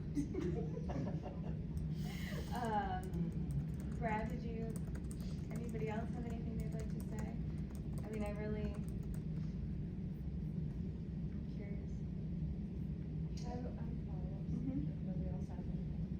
We could install a dog door for the cat and train it to come back on after it goes outside to use the restroom. I support cats over the dogs because the cat, you can throw it anywhere and it'll land on its feet. Very bad. And cats, we have a mouse problem too, so there's So you can also, keep those out. Yeah. yeah, dogs aren't gonna help us with mice. True, but will the cat actually chase away the mice, or will it play with them and bring them into the house through the cat That's- door? No, Then we have they proof kill of them that. outside We have and proof leave of them that. outside. Or personal experience where a cat would bring a raccoon, a squirrel, and, something else into the house. Another tiger. This was all my in-laws, so. Well, again, We'll have a master. That's why I go for a dog. So that's good, so you might say, I understand that you would like a door for the cat and dog, but I have seen instances where that can Cat go fires. badly. So, yeah, so, Oh, I kind of think one more interesting. thing to say about dogs. They will keep rabbits and squirrels out of your garden. All right. Go ahead. No, good job, we're not gonna vote or anything Okay. here, it's really just to practice, like, listening actively, possibly, I like how Brad used some of his phrases from his new, resource there. But yeah, We just do a that- vote for friends. what? You wanna vote Sure, for if you want friends? to, do you wanna, Are we doing a roll call vote? does this require a roll call? All right. No, it doesn't. Oh, wait, President Scott. wait, what was the vote, the motion? For a dog. For a For a dog. dog. For a dog. Okay, for a dog. Aye. Alright, Trader. Vice President Walsh. Aye. Director Hanky. Nay. Secretary Biesenthal. Aye. Director Olson. Aye. Director Way. Director Lewis. Motion passes. Motion passes or getting a dog, okay. All right, good job. Now we So, gotta name it. just some fun to, listen, it's important, I mean, this was silly, but it's important to listen to what other people are saying and then trying to address, counter what they're saying with what you believe and so forth, and just keeping that going. You all were very respectful, except at the very beginning, but we turned there and straightened that out. So it's all about catching yourself right and, moving forward in a positive way. All right, so making a decision, we wanna have a thorough understanding of the issue. So you wanna make sure you talk it out enough to where you really feel like you have a thorough understanding, got all your questions answered. We want it to be student-focused, not adult-focused when we're making school district decisions, so that's really important to remember as well, that your number one priority is the students. So while adult issues, like, I know finances have come up a couple times, like, we've gotta watch the money, but like I said, sometimes it's worth spending money if it's for the kids, if it meets the goals of our district. So, always staying student-focused. And then remembering that doing nothing is still a decision, okay? Sometimes things are talked through and you decide to table it and say, we don't like either of these options, or we need to think more about this and talk about it again next month, or, superintendent come back with some other options because neither of these you can feel good about voting for. So, that's still a decision to make, which was immortalized in some harsh lyrics if you are classroom. Some challenges to effective decision-making, uncertainty. Sometimes you just don't know. Sometimes you're making decisions and that could be affected by things that happen in the future that you just don't know. So that uncertainty sometimes makes it really challenging. Complexity, some issues are so complex, it's really hard. It's nerve-wracking almost to make a decision. You're like, gosh, this is just such a tough one. High-risk consequences, different decisions have some consequences that you have to consider. Various alternatives, sometimes there's many options and just trying to figure out which one is the best. And then that emotional impact. We know that people have strong feelings about different topics, and just knowing how you vote can really affect people's, how they feel about the district, how they feel about their schools and so forth. So decisions have those emotional impact, which also makes it very challenging. And then at step 6, to take action supporting the decision, staying unified.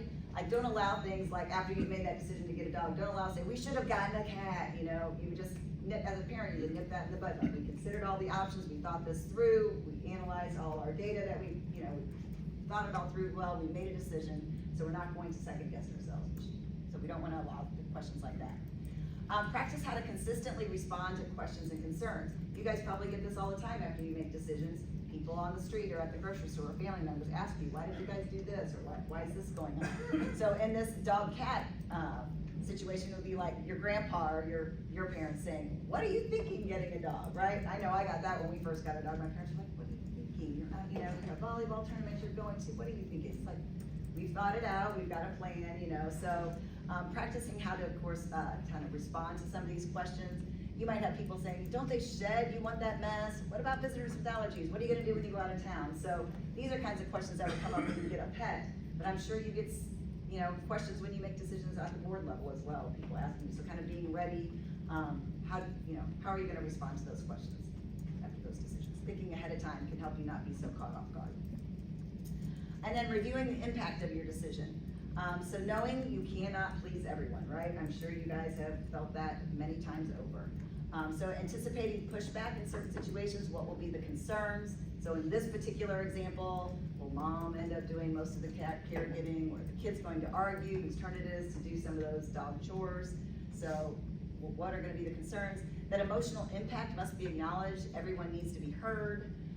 Determine systematic measures of progress and success and implementation of those measures. So in this situation would be maybe we're instituting a walking calendar, like the kids know it's their day to do it, or to feed it, to walk it, whatever. Do you give rewards, you know, for the family members who do their job? So what kind of implementation measures can you institute for your decisions? And then what kind of outcome measures are you gonna look at? You might be looking at data on which kids did their jobs without being told, or with only being told once, you know, and so forth in this situation. But in bigger situations with the district, what are some outcome measures you can look at in terms of how your decisions impacted the district? And then always, you guys are used to doing this, periodically reviewing the data, develop plans for improvement, and then of course, celebrating successes. All right, so now, let's see, what are we doing on time? We got 15 minutes. We're gonna go through this pretty quick. So it's, you know, kind of fun and silly debate, cat or dog decisions, but I know as board members, you have tough decisions. In fact, I watched, I don't know if it was your last board meeting or 2 meetings ago, where you had a lot of parent and student comment come up, just talking about some of the state of some of the buildings. They called them legacy buildings, which I assume means that some of the originals are the older buildings, and had a bond issue that didn't pass, and now they're like, what are you gonna do to help our schools? And so it was very emotional, right? And so at that meeting, I think I heard Brian say, like, we're gonna try to take care of some of the things, but we've gotta really look at the numbers. Am I putting words in your mouth? And we'll see what we can do. So I don't know what's transpired since then, but I'm guessing he might be coming to you guys with some ideas or some potential cuts to free up some money to make some repairs, okay? I don't know. So identifying the issue, you've got some goals. Your strategic priority number 3 is on resources.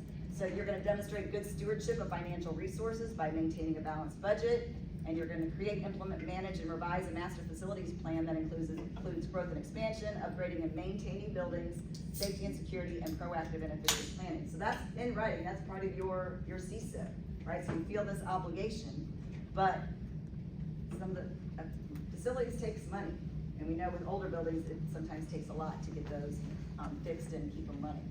So this decision to be made, how do we allocate funds so the most crucial repairs and upgrades can be made? Like, that's kind of your big decision. How can we do some reallocating of funds so some of those really crucial things can be made? What can we afford to cut? How do we decide what is most crucial? You've got instructional capacity, safety, enrollment capacity, class sizes, distribution of special programs. Maybe some of the newer schools have programs, the olders don't because of infrastructure. Do we have equitable environments? You know, people don't like it when they see a new school and it's got all these different programs and facilities and so forth, and theirs doesn't. So how do you decide what is most crucial? You really have to consider all these different options. And then gathering that relevant information. And your whoever's on that team, I'm sure you have a team of people at the administration level who are working on analyzing all those problems. So what is the current status of the problem areas? And probably a lot of this was done when you were planning for the bond, I'm guessing, probably already had this work done. Future projections for like enrollment and so forth. Are these schools growing? Are they declining in enrollment? Stakeholder surveys, it's really good in these kinds of things to get input from the public, right, on what they see as the most important needs. A community engagement series, that's usually when you go out and like talk to the people, and not just through a survey, but actually face-to-face, maybe in some types of forums. You have those cost analyses, the impact on students, short-term versus long-term options. Like you might know a building needs a roof, so ultimately a long-term option would be to put a new roof on it, but roofs are very expensive, so what can we do in the short term? Can it be patched? Can we buy a really nice tarp to put on it for a year? You know, you have to kind of consider all these things.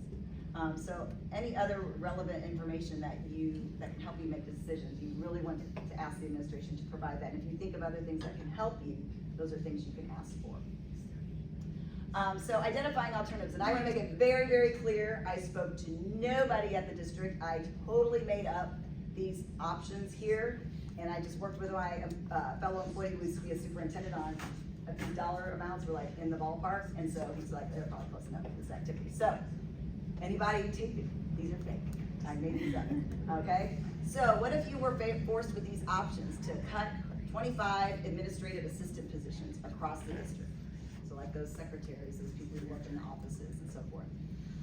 Another option, only students that live more than 3 miles from their school will be provided bus transportation. So we're consolidating routes and saving maybe 1.2 million. Another option, cut parents as teachers. I did look at your budget on that, I think that costs about $1 million. It's not required, it's nice, it's not required.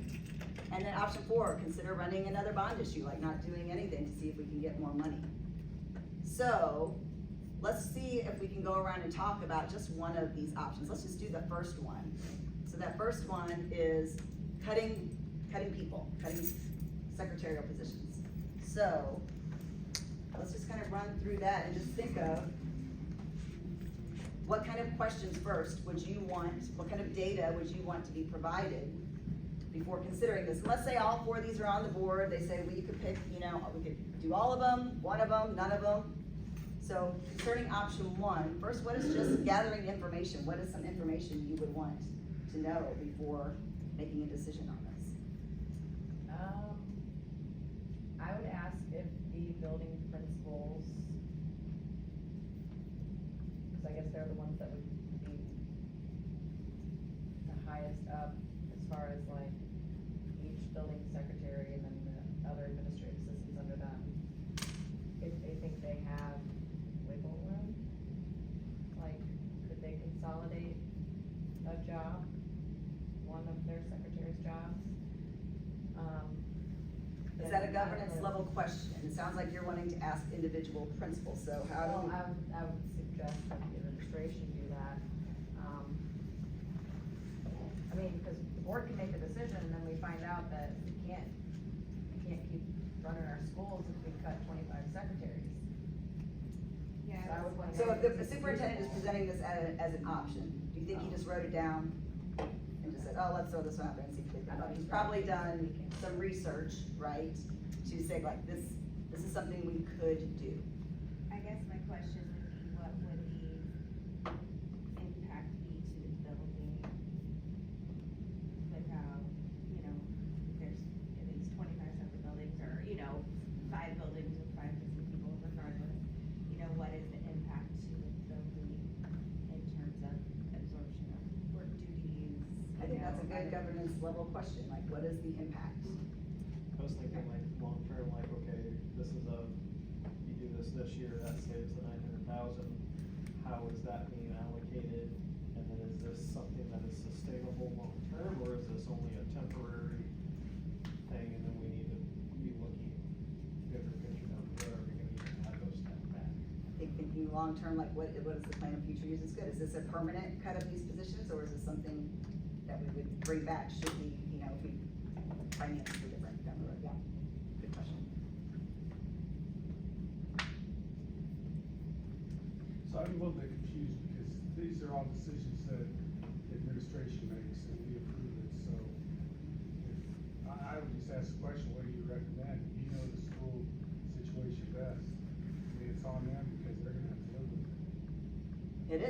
said you have to approve it, so you're good with just, Well, You- most of the things that we listen to, Brian and team have well thought out ideas and reasons why. that's great. I mean, it's, Great. they've got to live with it. To me, there's not a good right answer. So it's which one is best for the school district, best for the kids, et cetera. And I like how you said There's best other for the kids, options- keeping the kids in the There's other forefront. options that aren't on there that I think would be considered as well. Yeah, like I said, Yeah. I just make these up, I don't know Right, your right. district inside and out, so. I just know what I heard on that. Yeah, I'm gonna reiterate, shoot me those out there. Yes.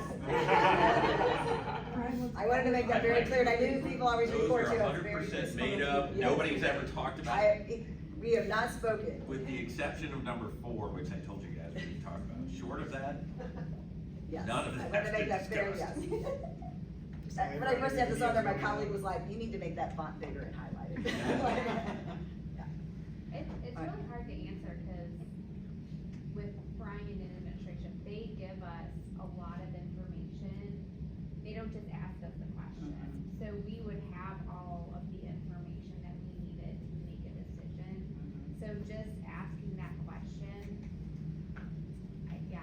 Okay. I think that's fantastic. That is so good to hear that you have an administration that typically provides you with all the information that you have. That's fantastic. Okay. So yeah, so I think then the big idea here is just knowing that the decisions you make are not always easy ones, right? You have to make some decisions on cuts to be made in the future. It's very tough. So having that, that good deliberation, I like how you trust your administration. I think that's great. Questions pop up, make sure they're at the governance level, and just use those answers to help you make your decision. Awesome. All right. So again, we kind of talked about this. Well, let's answer. What does this mean, student focused, not adult focused? What does that mean to you? That's important to think about. We're in the business of teaching students, like, ultimately, yes, we are all taxpayers, we all have, responsibility to the community as a whole, but our business is education. Student is the end user. Right. That is your primary I concern, to still struggle educate with and that. care for them. I still struggle with that, not to put down the students' focus and all that, but parents are in charge of their kids, and they wanna know what's going on, they want certain things to happen.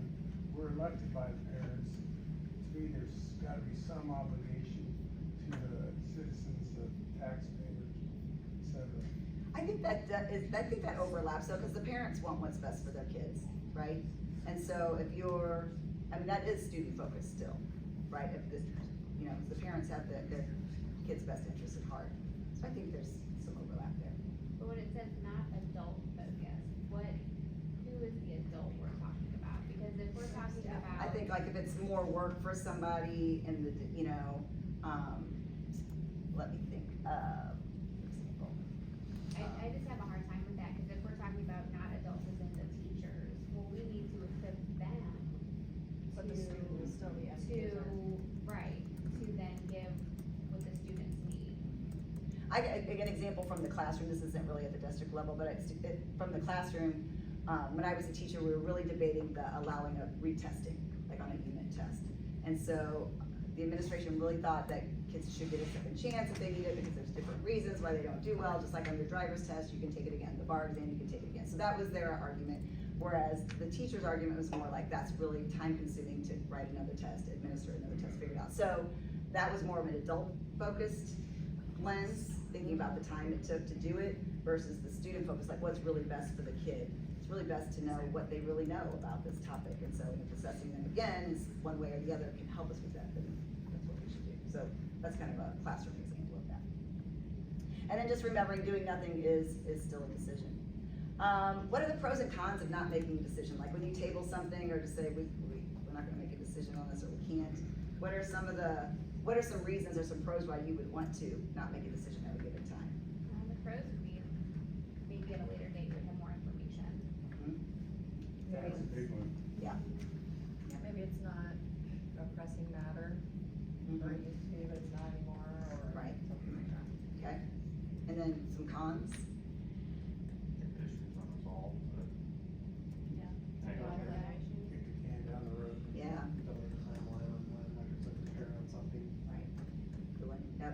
kicking the can, kind of that perception of like, they're not making decisions, they're just putting it off because it's a tough one or whatever. So supporting that decision, kind of delegating that leadership authority to Mr. Bishop, like when you do approve certain items, and supporting that decision, we made the decision that we're going to do X, Y, Z, supporting the superintendent and staff in fulfilling whatever that is, honor confidentiality if that applies, it doesn't apply in every situation, and then just again, practice how to consistently respond to questions and concerns. As a board, when you make a decision, you know sometimes there's pushback from different members in the community. So how are we gonna respond? How are we gonna, say that we really think what we decided is best for kids? Kind of having unity on that. What makes it challenging to support a decision when you're in the minority? Sometimes that's tough. Having been in a minority for all 3 years, it's pain. Because it feels like your ideas are never gonna see the light of the day. Kind of frustrating. It is. And I don't necessarily think people elected us to come up here and support. I mean, you can acknowledge the board voted, and this is what the board decided, but I don't think that they put us in here to just be like, I support this now because the board supported it. I'll still oppose whatever it was that the board passes, but this is the board policy now, and this is how the district is ran. Or this is the decision the board came to, and this is, until there's, a different consensus on the board, this is the rule, the law of the land. So you don't have to like it, but I would encourage you to try to support it, because it just, and you can still, on whatever items you see differently on, you're gonna always vote your mind. We want you to do that on every item, but moving forward. So I guess how would you articulate that you're opposed to something when it does come up if you support it? I think you can say, this is not the way I saw it, but you can give the points that the other side made. This is how they see it, and so this is what we're going to go with, and this belief, and moving forward. So, I think it's okay to state your reasoning, but, I don't think you do this, but not trash talking the other side or whatever, but this is what the majority decided, so this is what we have to get behind for now. Sometimes I feel like the best I can do is not say anything. Maybe, yeah. Sometimes that is, if you're very frustrated, or, yeah. Sometimes being quiet is the best that you can do in that moment. I don't think that comes up that often, Yeah. that we're super divided like that, or whatever, so. That's good. Yeah, I was telling Jody when we were visiting beforehand, like, I haven't heard anything about Wentzville, that's good, when we don't hear any stories, so I think you guys, So never really do. it wasn't always that way, so I think that just shows a lot of good things are happening here.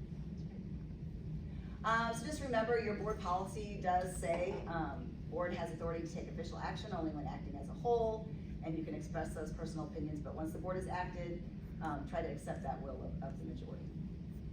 And then reviewing your impact. Again, these are the same things we looked at before, anticipating pushback, what will be the concerns, like if you make a decision on what you're gonna repair and what you're not going to on some of these buildings. Like, who the people who don't get what they wanted, they're gonna say, well, why? Well, maybe having some reasons on why this other thing rose to the top of their priority list, just being able to explain it. And then my superintendent friend was like, and then the next time it comes around, you get a little extra money, whatever, try to spread the love. If it went to this, secondary this time, let's try to give it to elementary the next time. Try to spread things out when you can't do everything at once. Let them know you're next on the priority list and so forth. And then again, kind of just having those measures of program progress and success, reviewing the data, just so next time you can make as good or better of a decision. Always kind of reflecting on your decision-making process so that you can always be better the next time. Celebrate successes, like we really did a good job, we made the right decision here. Pat yourselves on the back for that, and celebrate that when it happens. And then, like I said, making improvements if they're ever needed. All right, self-assessment and goal setting, we're just about done. I want to get you out on time. So think back on the warm-up, maybe look at what you wrote down there on those first 2 questions. What have you learned tonight that can help address the issues that you listed? What can you do to promote the things you wrote down when meetings go really well? How can we sustain that and keep that going? And then if you would, write on 2 Post-its on one, what's one thing you can personally improve upon to contribute to more effective and efficient meetings? That one you'll just keep, you can just put that inside your folder to look back on from time to time. And then, what is one thing the board should work on to have more effective and efficient meetings, if you think that's needed? What's one thing, and I'll collect those and I'll just type all those up anonymously and send those back out in my little report that I send out later this week.